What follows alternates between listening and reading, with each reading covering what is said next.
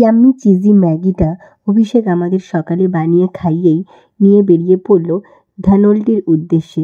ধানোল্টি প্রায় দিল্লি থেকে ৩০০ কিলোমিটার ডিস্টেন্সে একটা হিল স্টেশন।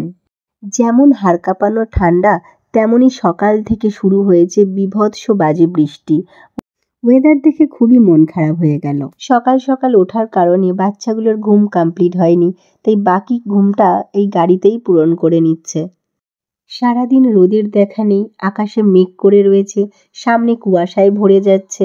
এতটাই ঠান্ডা ছিল যে গাড়িতে অলওয়েজ আমাদের হিটার চালিয়েই রাখতে হয়েছিল।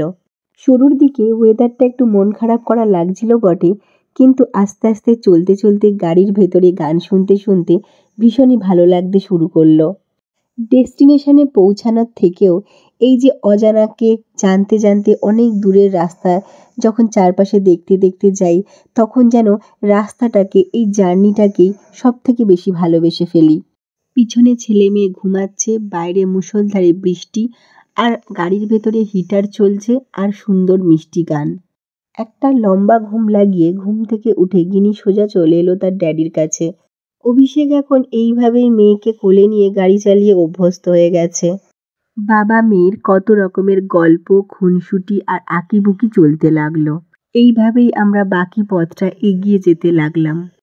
আসলে ধানোল্টি যাওয়ার একটা উদ্দেশ্য হলো, ওয়েদার আপডেটে জানতে পেরেছি যে কাল বা পরশুই এখানে প্রচুর নাকি স্নোফল হবে। রিসেন্টলি মানালি থেকে ঘুরে এলাম, বাট ওখানেও আমরা স্নোফলটা দেখতে পাইনি। আমার ছেলে এর আগে বহু হিল স্টেশনে গেছে, সেখানে স্নো দেখেছে, বাট স্নোফল ওর দেখা হয়নি কখনো।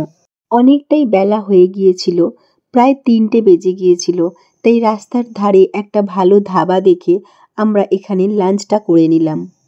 প্রায় ৬ মাস বয়স থেকেই বনি আর গিনি দুজনেই একই সাথে আমাদের সাথে পাল্লা দিয়ে সারা দেশ ঘুরে বেড়াচ্ছে। ঘোরার সাথে সাথে যে রাস্তার একটা ধকল থাকে, সেই ধকলটাও ওরা অ্যাডজাস্ট করা শিখে গিয়েছে।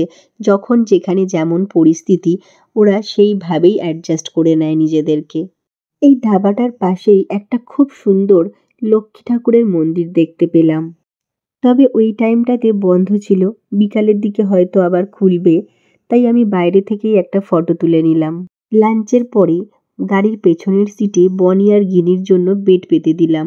এবার ওদেরকে একটা লম্বা ঘুম দিতে হবে। হরিদ্বার পৌঁছে গিয়েছি।